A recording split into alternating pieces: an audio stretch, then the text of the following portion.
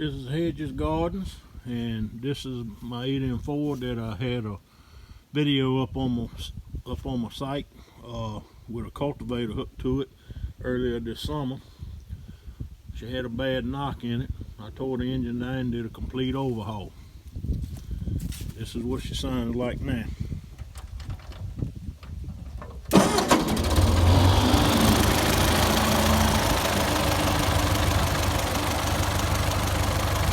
Hard to believe that a tractor that's built in 1951 makes it like 68 years old, man. It's still knocking along. Can't kill it.